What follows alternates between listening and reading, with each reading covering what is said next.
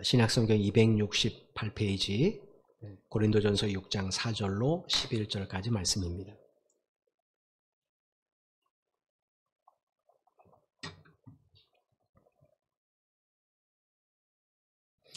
광고를 하나 좀 추가 광고가 빠졌네요. 우리 조선우 집사님께서 지난주 우리가 떡을 나눈 걸 우리 조선우 집사님께서 아드님이 이제 둘째 아드님이 진급을 해서 떡을 제공해 주셨습니다. 여러분 축하해 주시고 기도해 주시길 바라겠습니다.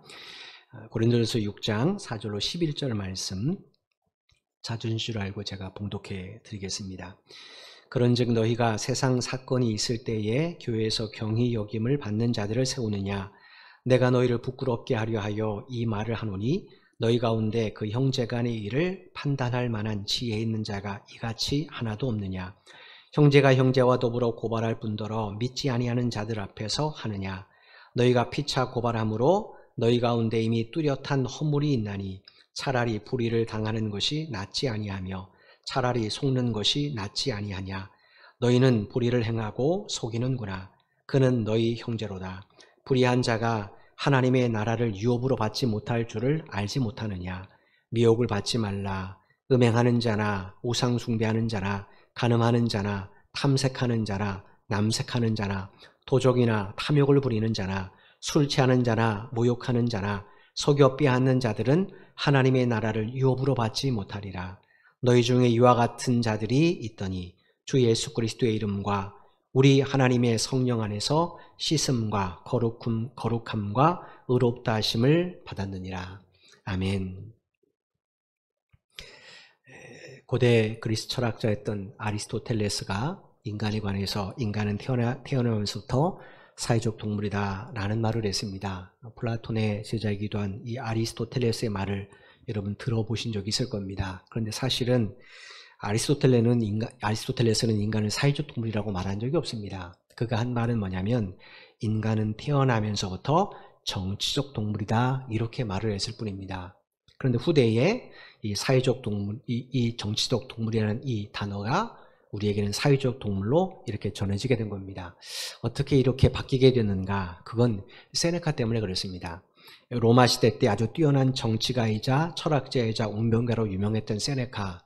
이 세네카가 아리스토텔레스의 헬라어 텍스트를 로마로, 라틴어로 번역하는 과정에서 정치적 동물이란 이 문구를 사회적 동물로 그가 바꿔서 번역을 했어요.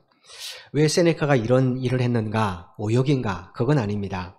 세네카가 이렇게 한 이유는 아리스토텔레스가 한 말의 의미를 조금 더 잘 살리기 위해서 정치적이라는 단어를 사회적이라는 단어로 바꾼 거예요. 이 아리스토텔레스가 생전에 있었던 이 고대 그리스 시대 때는 그 당시 사회 혹은 사회적이라는 단어가 없었다고 합니다. 그래서 이 문장을 번역할 때 이 세네카가 어떻게 해야 이 말을 사람들에게 조금 더 정확하게 바르게 설명해 줄 수 있을까라고 하다가 이 로마 시대 때는 이제 사회적이라는 단어가 있었기 때문에 그런 라틴어로 훨씬 더 문맥에 이게 맞기 때문에 이 세네카가 바꿔서 번역을 한 겁니다. 그래서 우리에게는 인간은 태어나면서부터 사회적 동물이다라고 마치 아리스토텔레스가 말한 것처럼 우리에게 전해지는 겁니다. 그럼 아리스토텔레스는 왜 인간을 이렇게 규정했는가? 이유가 있습니다. 인간은 개인적으로 존재할 때보다는 사회 속에 존재할 때 그때 그 의미가 인간의 존재 의미가 더욱 빛나는 존재가 인간이기 때문에 그렇습니다. 예를 들어서 농사하는 분들, 농사꾼들이 농산물을 생산합니다. 그런데 농사하시는 분들은 농기구를 직접 만들지는 못해요. 또 그런가 하면 편리한 각종 가전제품도 농사하는 분들은 만들지 못합니다. 반대로 농기구를 만들거나 가전제품을 만드는 분들은 농부들처럼 농산물을 생산하지는 못합니다. 그런데 서로가 상호 유기적인 관계를 유지하면서 서로의 부족함을 보완해주면 어떻게 됩니까? 서로의 삶이 더 윤택하고 빛나요.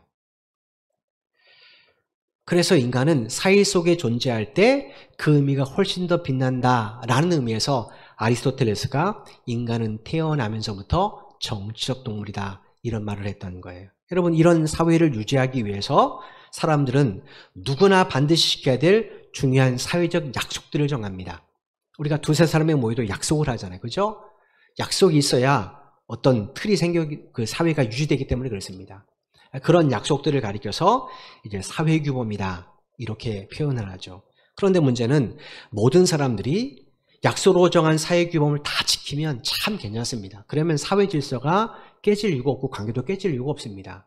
근데 아시는 것처럼 어떤 사람들 같은 경우는 그 규범을 지키지 않습니다. 고이든 자이든 지키지 않아요. 그렇게 되면 어떻게 되는가? 사회의 질서는 깨지게 되어 있습니다. 그래서 이런 사회 질서를 유지하기 위해서 사람들이 정한 것이 뭐냐면 법이라는 겁니다. 사회생활하면서 일어나는 개인 간의 다툼, 이해관계, 이걸 법을 가지고 따지죠. 그래서 어긴 사람은 법에서 형벌을 가합니다. 이유가 뭐겠습니까? 그것은 구성원의 생명과 안전 그리고 사회 질서를 유지하기 위해서입니다. 만약에 법이 없다, 그럼 좋겠죠. 그죠? 그런데 법이 없으면 어떻게 했습니까? 무법천지가 됩니다. 질서라는 게 없습니다. 안녕이라는 것도 없습니다. 다 각자 자기 주관대로 행하죠. 그러면 사회는 무너지게 되어 있습니다. 그래서 사람들이 법을 만들고 이 법을 가지고 시시비비를 가릴 때 옳고 그름을 결정합니다. 이렇게 옳고 그름을 판단한 것을 가리켜서 우리가 재판이라고 말을 해요. 여러분 아시는 것처럼 우리나라는 3심제로 운영이 됩니다. 한 사건에 대해서 3번까지 재판을 받을 수 있는 제도가 우리나라 사법제도입니다. 여러분 우리나라 사법제도가 왜 이렇게 3심제를 만들었는가? 그 이유는 공정한 재판 때문에 그래요. 더욱 공정한 재판을 통해서 억울한 사람이 생기지 않도록 하기 위해서 3심제를 만드는 거예요. 그런데 여러분 이 말을 뒤집어 생각해 보십시오. 그러면 무슨 의미가 되는가? 세상에는 완전히 공의로운 재판이 없다라는 거예요. 만약에 완전히 공의로운 재판이 있을 수 있다면 3심제를 굳이 만들 필요가 없죠. 그죠? 그런데 3심제 해서도 억울한 사람이 생기잖아요. 그러니까 3심제를 만든 이유가 뭔가? 세상 법이, 세상의 재판이 완전히 공의롭거나 정의롭지 않다는 것을 알기 때문에 그렇습니다. 실제로 국회 법제사법위원회 자료에 따르면 최근 6년간의 형사사건 항소율이 무려 40에서 42%에 이른답니다. 작년에도 전국 법원의 항소율이 40%가 넘었답니다. 10개가 1심에서 재판이 있으면 4개 이상은 4개 정도, 4개나 3개, 좀 4개 넘을 수도 있겠죠. 그것은 다시 억울하다고 항소한다는 거예요. 형사사건만 그런가? 그렇지 않습니다. 민사사건의 항소율도 30에서 40% 된답니다. 근데 더 놀라운 것은 이 항소사건, 이 항소한 사건 중에서 항소심에서 1심 판결이 취소된 비율이 30%랍니다. 그러니까 10건이 항소심이 있었다. 그러면 3건은 1심 재판 발견이 완전히 뒤집어지는 거죠. 세상의 시시비비를 공정하게 판결해야 될 이 법원에서 왜 이런 억울한 결과가 나타나는가? 그 이유는 재판하는 인간이 불의한 죄인들이기 때문에 그래요. 만약에 재판하는 사람이 의롭다면 의로운 판결을 내리겠죠. 그런데 사람은 아시는 것처럼 다 불의한 죄인들입니다. 따라서 사람의 재판에는 언제든지 불의한 결과가 나올 수 있습니다. 사도 바울이 왜 교회 안에서 성도와 성도 사이에 일어난 사소한 일들, 교인 사이에 일어난 사소한 다툼으로 인하여 굳이 세상 법정까지 가느냐? 그거 교회 공동체 안에서 처리하라. 이렇게 권면한 이유가 바로 여기 있습니다. 세상의 법정이 공의로우면, 교회보다 더 공의롭고 의롭다면 그럼 세상 법정에서 판결을 받아야죠. 그런데 여러분, 세상 법정보다는 교회가 더 의롭잖아요. 왜냐? 교회는 의롭다 칭함받은 하나님의 백성들이 있는 곳이니까. 따라서 사소한 일 같은 경우는 교회 안에서 충분히 그 문제 옳고 그름을 판단할 수 있습니다. 더군다나 그리스도는 어떤 사람입니까? 우리가 지난번에 바울이 고린도서 6장 2절로 3절에서 이야기했습니다. 뭐라고 이야기했는가? 예수님께서 심판의 주로 다시 이 땅에 오시면 그때 하나님을 알지 못하는 사람들 또 타락한 천사들 심판할 텐데 그 재판에 성도들이 참여하게 된다는 거예요. 어떤 신분으로 참여하는가? 우리 현실에 보면 배심원 같은 자격으로 참여해서 의견을 개진할 수 있는 겁니다. 여러분, 이런 존귀한 존재인 성도 간에 아주 사사로운 문제 하나 해결을 못해서 그거 세상 법정을 가지고 가서 거기서 판결을 받으려고 한다. 그럼 여러분, 주님이 보시기에 얼마나 이게 마음 아픈 그런 일이겠습니까? 예를 들어서 집안에서 형제끼리 다툼이 있습니다. 이거 충분히 집안에서 이 문제 해결할 수 있습니다. 근데 자존심 상한다고 동생이나 형이 형제를 법에 고발해버렸어요. 명예훼손이라고. 집안에서 뭐 명예 좀 짓밟을 수 있잖아요. 자존심 상할 수 있잖아요. 근데 자존심 상한다고 그걸 명예훼손을 고발했다고 생각해 보십시오. 그러면 그걸 보는 부모 마음이 어떻겠습니까? 굉장히 쓰라리겠죠. 바울이 그 이야기를 하는 겁니다. 그럼에도 왜 고린도 성도들 가운데 사소한 문제로 어떤 사람들이 교회 밖에 세상 법정에 호소를 했는가?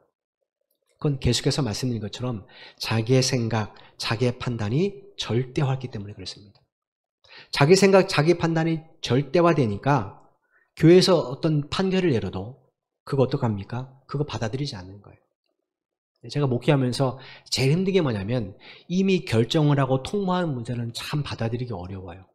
거기에 대해서는 그냥 제가 받아들일 수밖에 없습니다. 목사님 이렇게 하기로 했습니다 하고 딱 통보를 해버리면 목사 입장에서는 통보를 한다는 건 뭐냐? 자기가 이미 결정을 내렸다는 거기 때문에 거기에 대해서는 제가 뭐라고 권면을 해도 받아들이지 않을 거거든요. 그럴 때가 참 마음이 아픕니다. 이렇게 내가 생각하는데 목사님 생각 어떻습니까? 라고 묻는 거에 대해서는 충분히 제가 성경적으로 함께 기도하면서 그 문제에 대해서 의견을 제가 말씀해 드릴 수 있습니다. 그런데 목사님 내가 현재 이래서 내가 이렇게 하기로 했습니다 하고 통보를 턱 해보면 그건 내가 이미 결정했으니까 당신은 받아들입시오라는 그런 건이기 때문에 그런 건 좀 거기에 대해서 뭐라고 이야기가 참 어렵습니다. 왜냐하면 그건 마음이 이제 다친 상태이기 때문에 그렇죠. 고린도 성도들 마찬가지예요. 거기도 분명히 지도자들이 있었을 거란 말이에요. 사소한 문제가 발생했습니다. 그들이 뭐라고 말했겠죠. 지도자 입장에서는. 그런데 이 성도들 어떻습니까? 이미 자기의 생각과 판단을 내려버렸어요. 이게 맞다라는 거예요. 당신이 뭐라고 그래도 나는 아니라는 거예요. 이게 맞다라는 거예요. 그래서 이걸 확인받기 위해서 세상 법정에 그들이 고발을 했던 거예요. 그런 고린도 성도들을 가리켜서 바울이 4절에서 이렇게 책망을 합니다. 4절 말씀 보십시오. 그런즉 너희가 세상 사건이 있을 때에 교회에서 경히 여김을 받는 자들을 세우느냐. 여기서 우리말로 세상 사건이라고 번역된 헬라어가 3절에서 세상 일이라고 번역된 헬라어와 똑같은 비오티코스라는 단어예요. 우리가 3절 말씀을 나눌 때 이 비오티코스라는 헬라어에 대해서 설명을 드렸습니다. 이 단어는 뭐냐? 생활 속에서 일어날 수 있는 사소한 일을 의미하는 단어예요. 그러니까 고린도 성도들 가운데 일어난 법정 소송은 신앙적인 문제가 아닙니다. 그건 세상 사람들, 믿지 않는 사람들 속에서도 흔히 친구들 사이에도 일어날 수 있는 사소한 일이라는 거예요. 여러분 이런 사소한 일들, 세상 사람들 예를 들어서 저 사람이 날 기분 나쁘게 했어요. 자존심을 긁었어요. 나를 무시했어요. 그렇다고 해서 그 법정에서 고발하지 않잖아요. 그죠? 그냥 세상 사람은 어떡합니까? 술 한잔해 하고 그냥 툭 털어버리잖아요. 그 정도의 사소한 일을 말합니다. 교회 안에서 지금 사소한 일이 일어났어요. 이런 일은 충분히 세상 사람들도 옳고 그름을 판단할 수 있는 문제예요. 교회 안에서 이거 우리가 함께 기도하면서 그래 다시 한번 얘기해 봅시다 하고 충분히 이게 해결할 수 있는 문제입니다. 그럼에도 분쟁의 당사자는 어땠는가?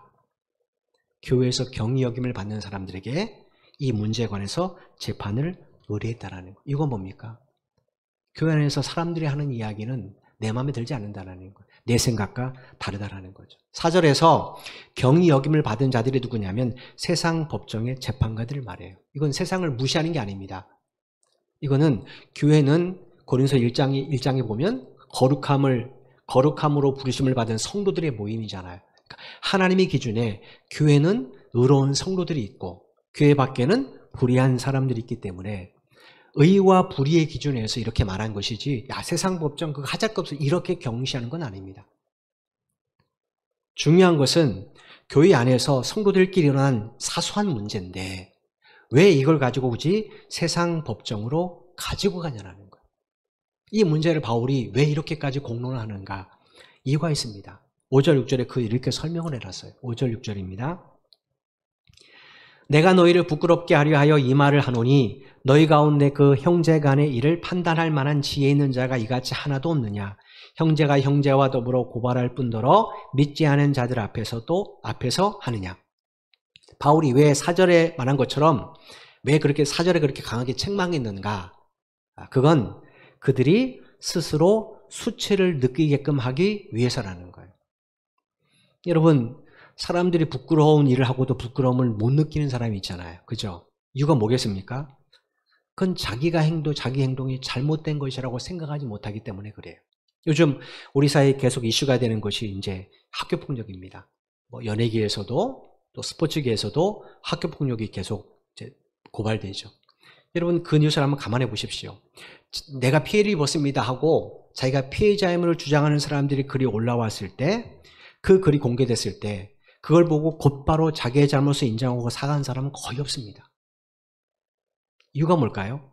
그건 자기가 생각할 때 그게 큰 잘못이 아니라고 생각하는 거예요. 그냥 철없을 때 철 모르는 아이들의 객기 정도지, 누구나 그럴 수도 있지 하지, 그게 그 정도로 심각한 죄인 걸 모르는 겁니다. 그러다가 이게 공론화되고 여론이 안 좋아지면 어떻게 됩니까? 그때서야 깨닫게 됩니다. 아, 내가 진짜 그때 잘못했구나.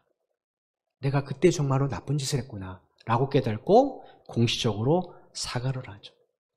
LH공사 투자 사건이 처음 드러났을 때 LH공사 직원들 내부 안에서 무슨 얘기 있었습니까?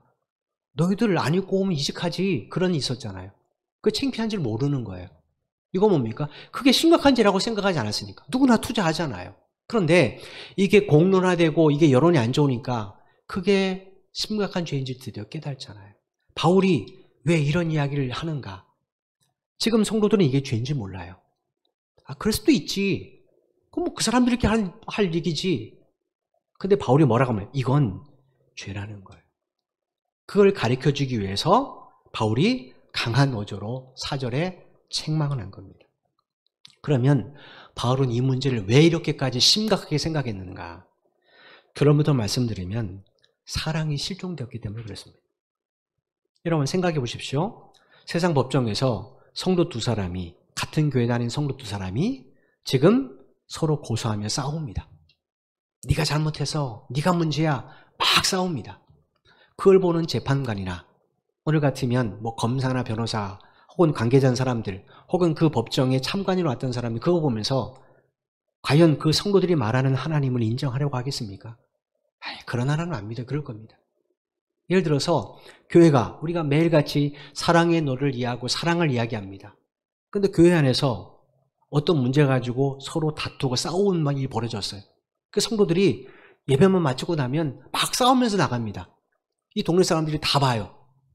그러면 그 사람들이 우리가 말하는 사랑의 주님, 그 사랑의 의미를 알겠습니까? 모르죠. 그죠? 아유, 지들이나 잘하지 이렇게 말하죠. 여러분, 지금 이 법정에서 서로를 고발하는 이 두 사람 무슨 일을 다퉜습니까? 2절에 바울이 언급한 것처럼 지극히 사소한 일이에요. 그런데도 두 사람은 이 문제로 법정에 가서 서로를 고발했어요. 이건 뭐겠습니까? 서로를 사랑하지 않기 때문에 그래요. 이 두 사람만 그럴까요? 아닙니다. 모든 성도들이 마찬가지. 모든 성도들도 그냥 강 건너 불구경하듯이 그냥 그런가 보다 하지, 그 문제를 가지고 함께 기도해주고 정말로 하나님의 말씀을 통하여 함께 그 문제를 권면하고 그런 사람이 없었다라는 거예요. 여러분, 만약에 모든 성도들이 두 사람을 사랑을 품고 집사님 그렇게 생각하지 마, 권사님 그렇게 생각하지 마, 장로님 그건 그렇게 생각하면 안 돼, 성경이 이렇게 말씀하셨잖아 라고 진심으로 서로가 서로를 권면했다면 이 두 사람이 세상 법정까지 가겠습니까? 안 가죠. 그러므로 지금 고린도 성도들의 가장 큰 문제가 뭔가? 사랑의 실종입니다. 그래서 바울이 고린도전서 13장에서 사랑에 대해서 조목조목 나열하면서 그렇게 강하게 이야기하고 설명하고 권면했던 거예요. 7절 말씀을 보겠습니다. 너희가 피차 고발함으로 너희 가운데 이미 뚜렷한 허물이 있나니 차라리 불의를 당하는 것이 낫지 아니하며 차라리 속는 것이 낫지 아니하냐. 여기서 우리말로 뚜렷한이라고 번역된 헬라어의 뜻이 뭐냐면 실질적인이라는 거예요. 그 다음에 허물이라고 번역된 헬라어의 뜻은 정목당하다, 패배하다 이런 뜻이에요. 이게 7절에 무슨 말인가? 성도들이 사소한 문제로 세상 법정까지 가서 다투는 것, 그건 단순한 실수가 아니라는 거예요. 그건 악한 세력에게 실제로 패배하고 정복당한 것과 같다라는 거예요. 여러분 생각해 보십시오. 예수님께서 우리에게 주신 계명이 뭡니까? 내 이웃을 내 자신같이 사랑하라는 거예요.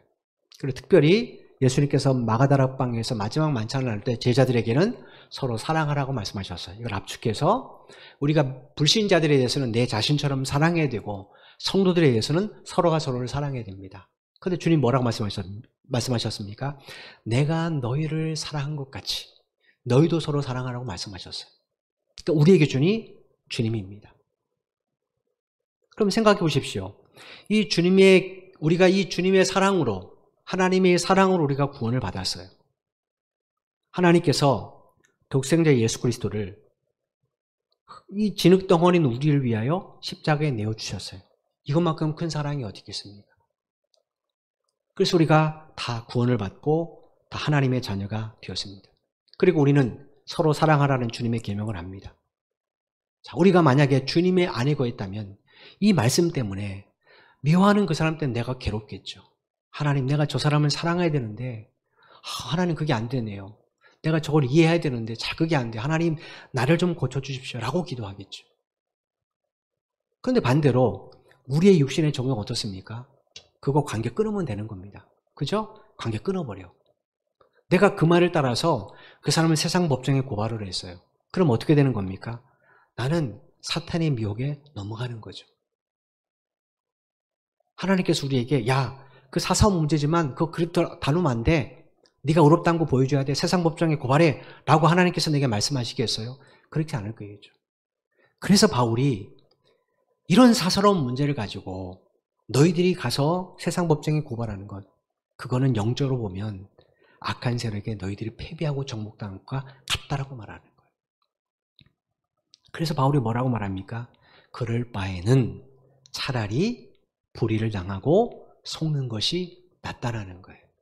여러분 7절에 우리말로 속는 것이라고 번역된 이 헬라어가 아포스테레오라는 단어입니다. 우리말로 번역하면 박탈하다라는 거예요. 성도 간에 일어난 사소한 문제로 형제를 세상 법정에 소송하기보다는 차라리 자신의 권리를 포기하라는 거예요. 여러분 바울이 왜 이렇게까지 말했을까요? 교회의 모든 공동체는 하나님을 한 아버지라고 부르잖아요. 우리 아버지는 하나님이시잖아요.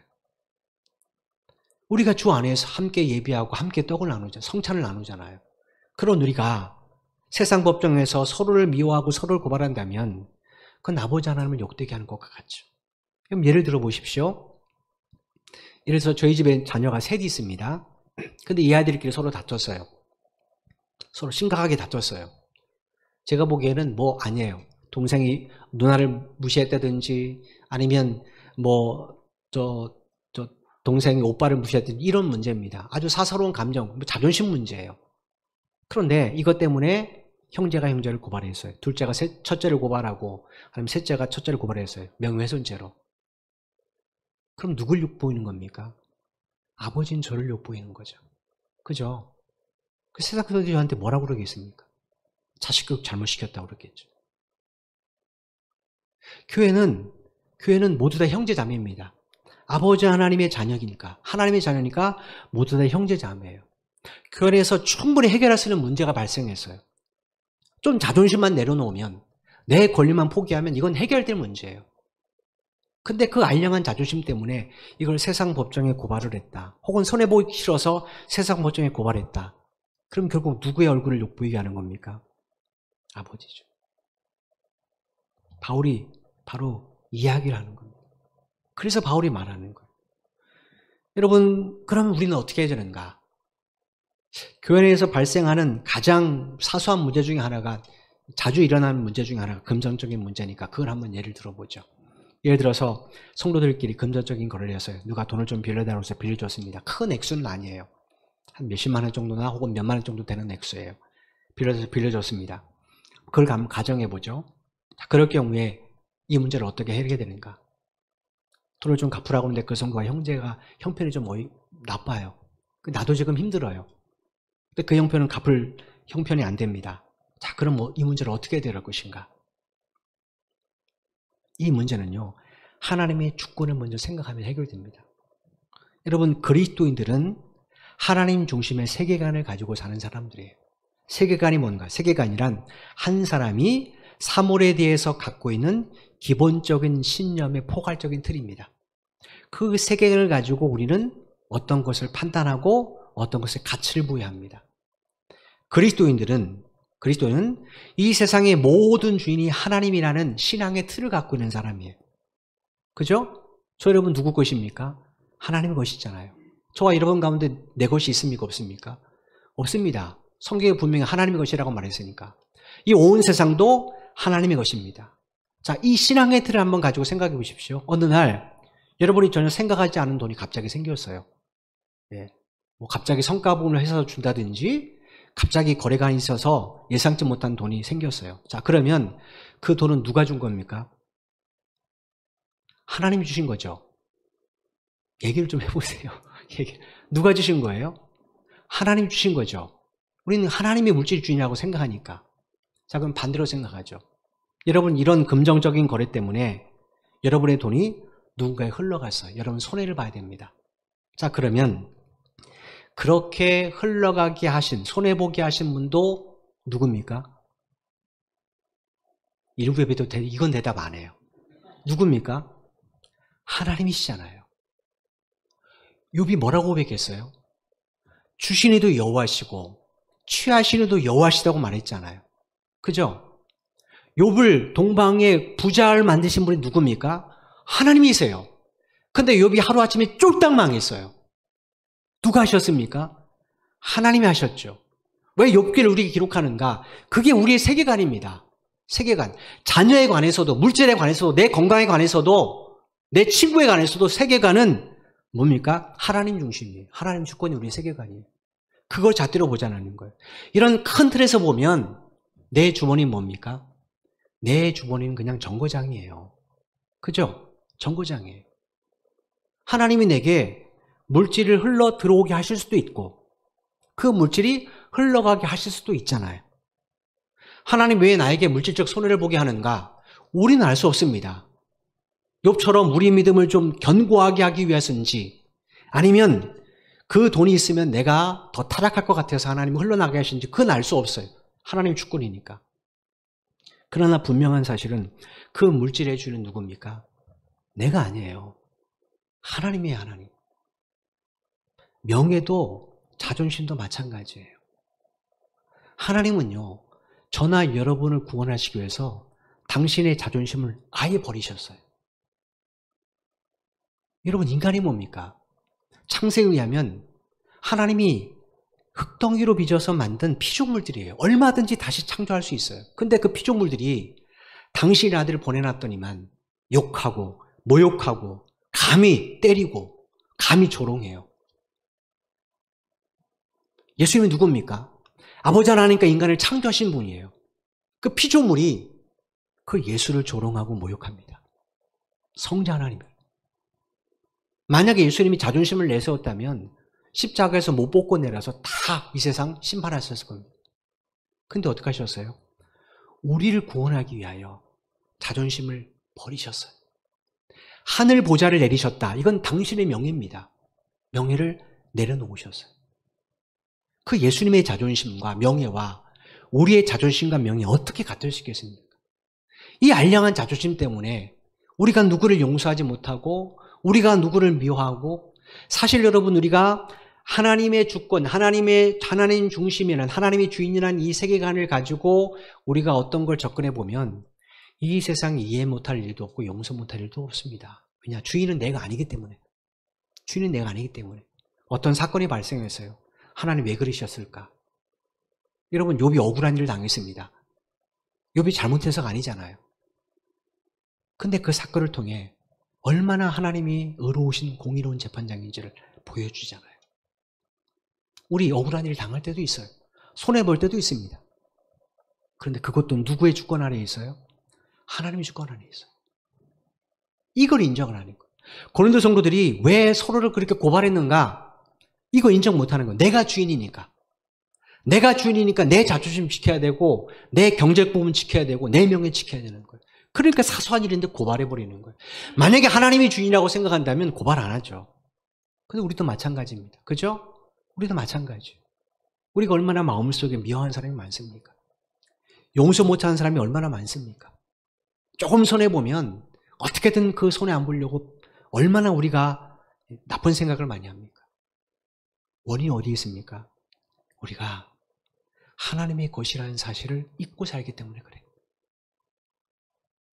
내 생명도, 내 건강도, 내 물질도 다 누구 것입니까?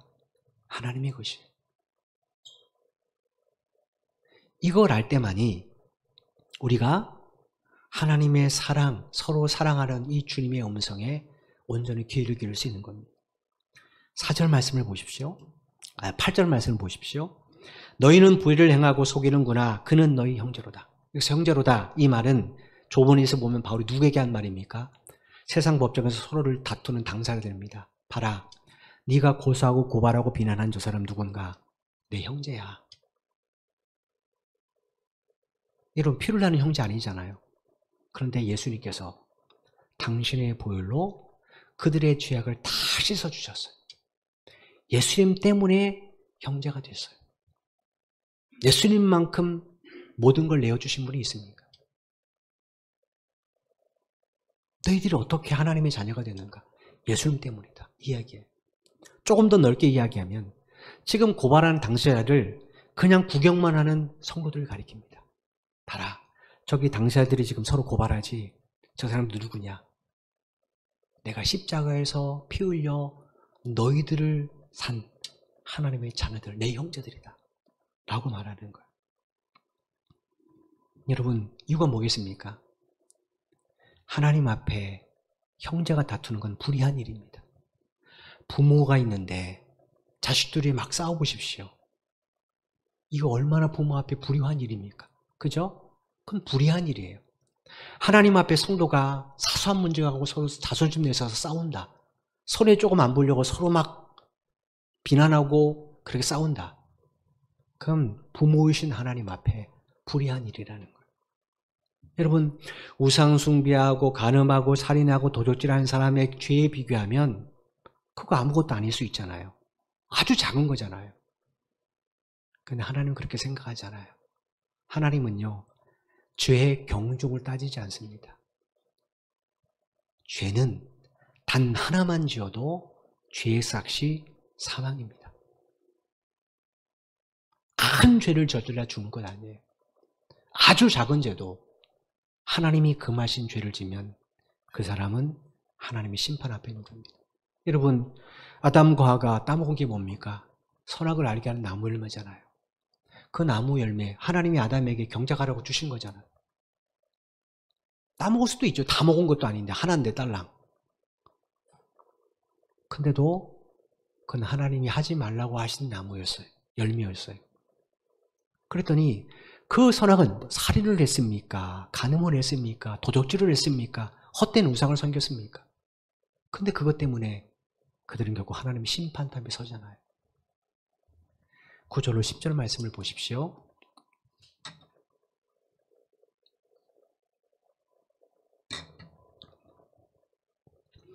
불의한 자가 하나님의 나라를 유업으로 받지 못할 줄을 알지 못하느냐?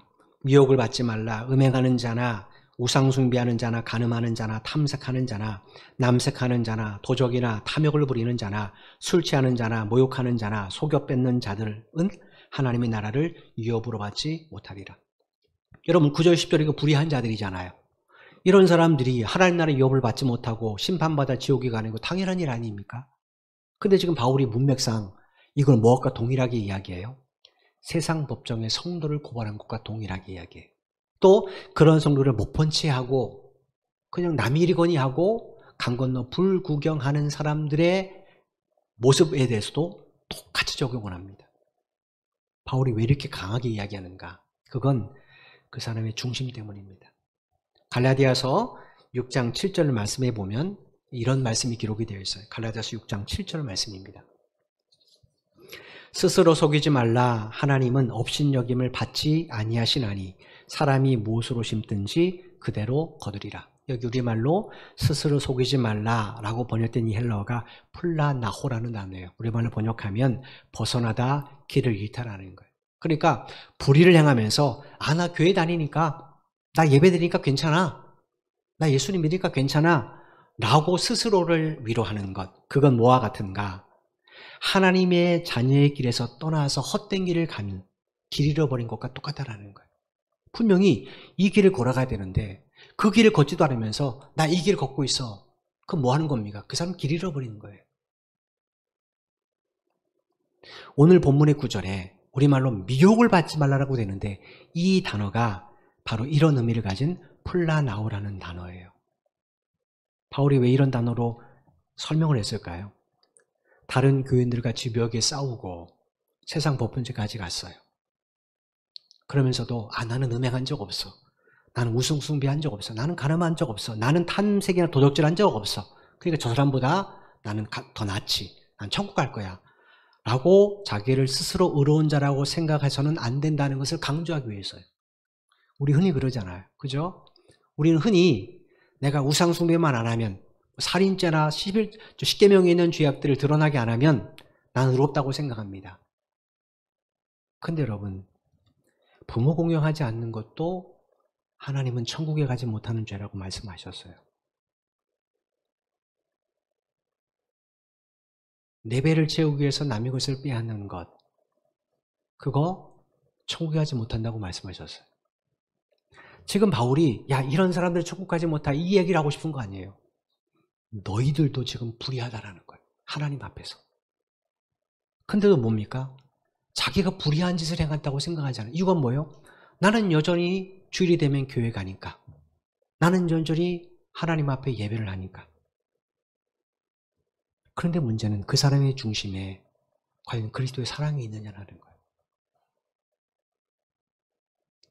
요한일서 4장 7절로 8절에 보면 주님께서 사도 요한을 통해 우리에게 이렇게 말씀을 하셨어요. 요한일서 4장 7절로 4절 8절 말씀입니다. 사랑하는 자들아, 우리가 서로 사랑하자. 사랑은 하나님께 속한 것이니 사랑하는 자마다 하나님으로부터 나서 하나님을 알고 사랑하지 아니하는 자는 하나님을 알지 못하나니 이는 하나님은 사랑이십니다. 우리가 어떻게 하나님의 자녀가 되었습니까? 하나님의 사랑 때문에 그래요. 독생자 예수 그리스도를 십자가에 내어 주시까지 우리를 사랑하신 그 하나님의 사랑 때문에 우리가 하나님의 자녀가 된 구원의 백성이 됐어요. 그러므로 우리 안에 뭐가 있습니까? 하나님의 사랑의 씨앗이 있는 겁니다. 그 씨앗이 예수님의 십자가예요. 그 십자가 보일 때 우리가 구원받았으니까. 자, 이 씨앗을 가지고 우리가 지금 세상에 가서 내 삶의 현장에서 지금 씨를 뿌리는 거예요. 가정이든 아니면 직장이든 사업장이든 뿌립니다. 자, 그러면 무슨 열매가 맺어져야 됩니까? 당연히 사랑의 열매죠. 당연히 사랑의 열매죠. 저와 여러분은 하나님의 사랑으로 이 자리에 앉는 사람들이에요. 즉 우리 안에는 사랑의 열매가 있다, 씨가 있다는 거예요. 이 씨를 가지고 어떻게 하라고요? 내 이웃에게 뿌려라. 서로 사랑을 했으니까 옆에 있는 성도에게 뿌려라고 말씀하셨어요. 그걸 뿌려야 사랑의 열매를 기대하죠. 그렇지 않고 내가 주인인데 하고 내 감정, 내 자존심만 뿌리면 어떻게 됩니까? 거기에는 사랑의 열매가 맺어지지 않습니다. 내 의라는 열매만 맺어질 겁니다. 여러분, 제가 일부에부터 잠깐 말씀드렸지만 1970년대 말부터 80년대까지 교회들이 분열이 되게 많았어요. 교회들이 싸우고 다투어서 서로 교회가 찢어지고 성도가 찢어지고 그런 일들이 참 많았습니다. 그로 인해 수적으로 한국교회는 부흥됐습니다. 근데 반대로 교회 안에 사라진 게 있습니다. 그게 뭘까요? 사랑입니다. 사랑입니다. 지금 한국교회가 욕을 얻어먹는 것, 사랑이 없기 때문에 그렇잖아요. 제가 부교육사 생활을 할 때 그런 말 많이 들었습니다. 전사님, 강사님, 부목사 될 때 부목사님, 나 저 사람 꼴 보기 싫어서 교회 옮깁니다. 마음이 너무 아파요. 그 누굽니까? 사랑해야 될 대상이에요. 주께서 봐라, 너희 형제다라고 말하는 사람이에요. 나 저 사람 꼴 보기 싫어서 교회 옮길랍니다. 나 저 사람 꼴 보기 싫어서 교회 안 갑니다. 이거는 내 마음속에 뭐가 있는 겁니까? 사랑이 없는 거예요. 내가 주인이 된 거예요. 주인을 틀어보니까 내 마음에 맞는 것은 정의롭고 내 마음에 맞지 않는 것은 다 불의한 겁니다. 흔히 말하는 내로남불이란 말하고 똑같은 거죠. 우리가 가져야 할 게 뭔가? 오늘 본문을 통해 사도 바울이 우리가 하는 말이 뭔가? 하나님 중심의 세계관을 가지고 하나님 중심으로 바라보라는 거예요. 여러분, 콩을 심어야 콩을 기대하죠. 콩을 심지 않고 콩을 기도하면 그 뭐가 같습니까? 갈라디아서 이 말씀처럼 스스로 속이는 거예요. 자기를 스스로 속이는 거예요. 자기는 불의를 행하면서 난 의로와. 나는 하나님을 상급받을 거야. 그건 스스로를 속이는 겁니다. 왜냐? 자기가 지금 신앙의 길, 경건의 길을 벗어나고 잃어버렸다는 것을 모르기 때문에. 그래서 바울이 이런 것이 성도 간에 서로 자존심 내세워서 세상 법정에 가서 고발하는 것이나 그런 성도들을 모른 척하고 내버려두는 모든 교인들이나 그 행위는 하나님 앞에 음행하고 우상 숭배하고 탐욕하는 자와 똑같다라는 거예요. 그러면서 11절에 이렇게 이야기합니다. 11절 말씀입니다. 너희 중에 이와 같은 자들이 있더니 주 예수 그리스도의 이름과 우리 하나님의 성령 안에서 씻음과 거룩함과 의롭다 하심을 받았느니라. 바울이 고린도에 가서 복음을 전해주기까지 전까지 고린도 성도들은 어떤 삶을 살았습니까? 9절로 10절의 삶을 살았어요. 그죠? 그러면서 그들은 자기들이 잘못된 걸 몰랐습니다. 그랬던 그들이 어떻게 거룩한 성도가 되는가? 바울이 전해준 복음을 통하여 하나님이 그들을 부르셨어요. 예수 그리스도의 십자가로 성령을 통하여 그들을 부르시고 그들의 죄를 씻어주시고 거룩히 하시고 의롭다고 칭해 주셨어요. 그래서 그들을 어떻게 했습니까?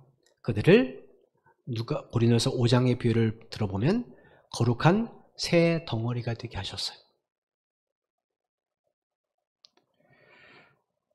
여러분, 고린도 성도들이 이런 은총, 이런 구속의 은총을 통해서 새로운 하나님의 자녀가 됐단 말이에요. 그러면 어떻게 되는가? 바울이 고린도서 5장에서 뭐라고 말했습니까?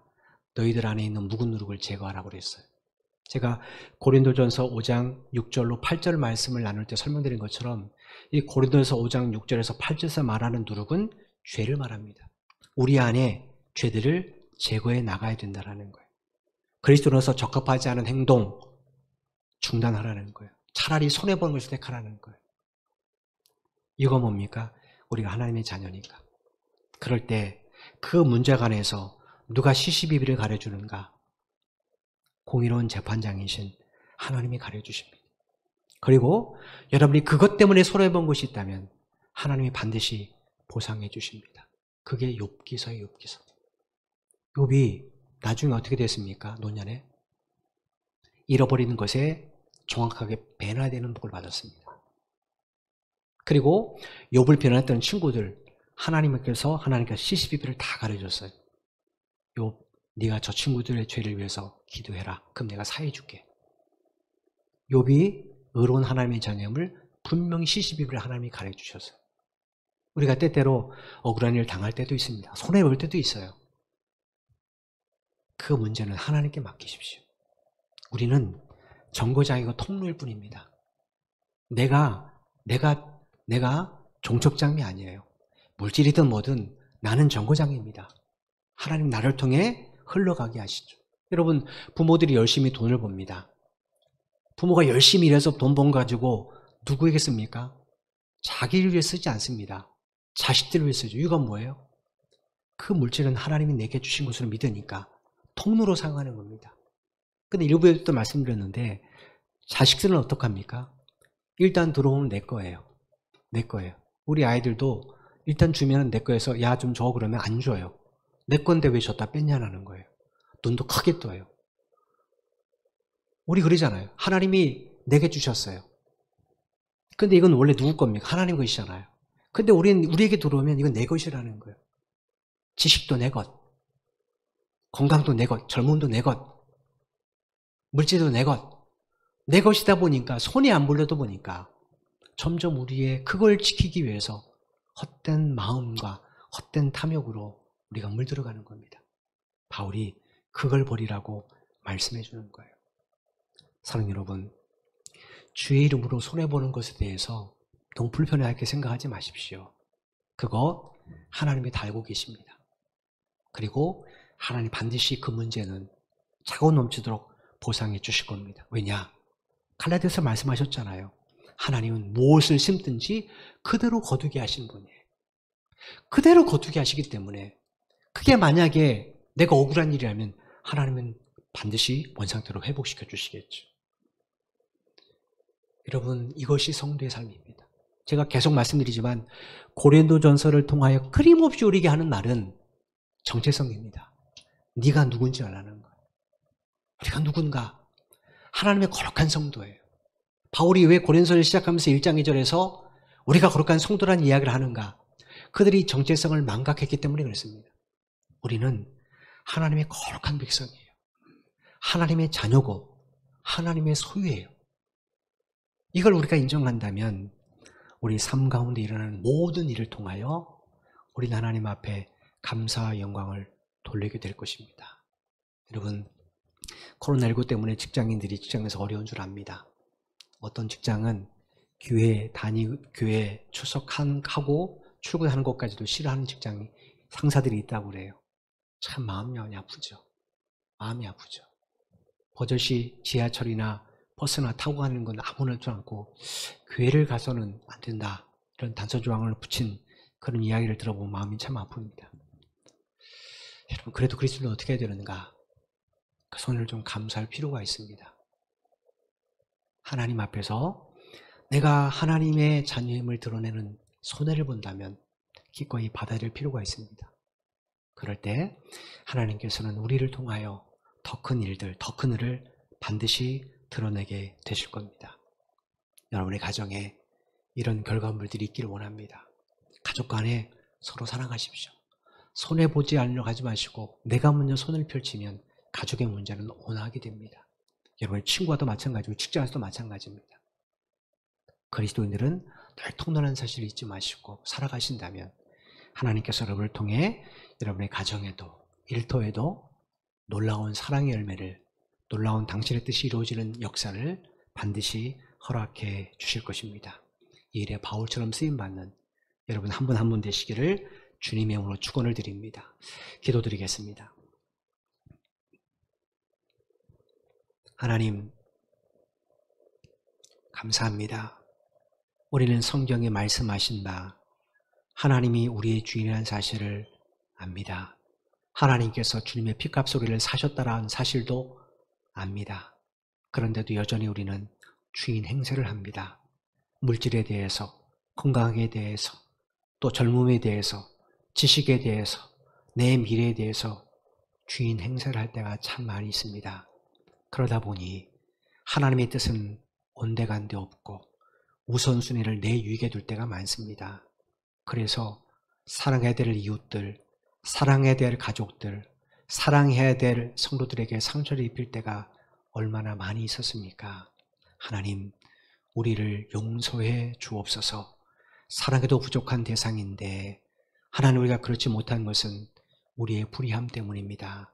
하나님, 우리를 용서해 주시고 이제 주께서 말씀하신 것처럼 주님이 우리를 사랑한 것처럼 우리도 서로 사랑할 수 있는 하나님의 자녀들이 될 수 있도록 도와주옵소서. 우리는 거룩한 성도입니다.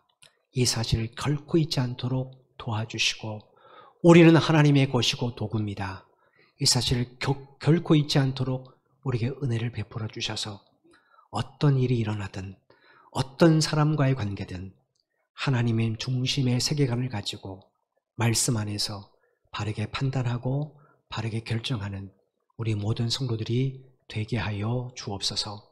한 주간도 사랑하는 성도들의 직장과 사랑하는 성도들의 사업장과 저들의 가정을 주님의 손에 온전히 의탁을 드립니다. 하나님, 코로나19로 어려움 겪지 않도록 주께서 불꽃 같은 눈동자로 지켜주시옵소서. 경제적 어려움이 없도록 주께서 하늘문을 여시고 채워주옵소서. 그리고 마음껏 사랑을 나눔으로 사랑의 열매를 맺을 수 있는 삶의 현장이 될 수 있도록 주님 역사하여 주옵소서. 우리들의 자녀도 하나님을 향한 분명한 비전을 가지고 저들이 공부하기를 원합니다. 자기들의 이름을 내세우기에 공부하지 않게 하시고 주의 이름을 위해서 공부할 때 하나님 지혜와 명철을 허락해 주심으로 정말로 꼭 필요한 하나님 일꾼들이 되어져서 이 사회 구석구석을 바르게 변화시키고 회복시키는 하나님의 도구들이 되게 하여 주옵소서.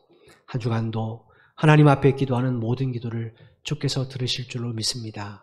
매일매일이 이 말씀을 마음에 새기고 살아가는 날이 되게 하여 주시고 매일매일이 하나님의 사랑을 고백받는 날이 될 수 있도록 역사해 주셔서 한 주간도 주의 사랑 안에 머무는 우리 모두가 되도록 은혜를 베풀어 주옵소서. 예수님의 이름으로 간절히 기도드리옵나이다. 아멘.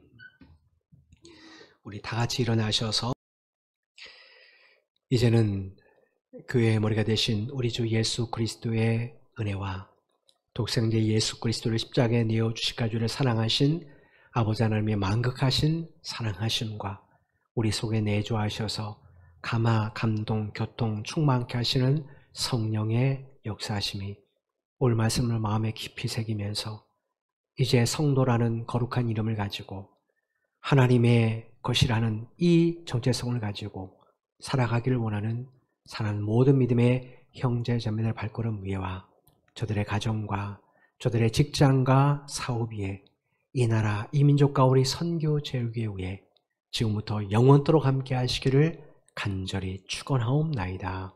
아멘.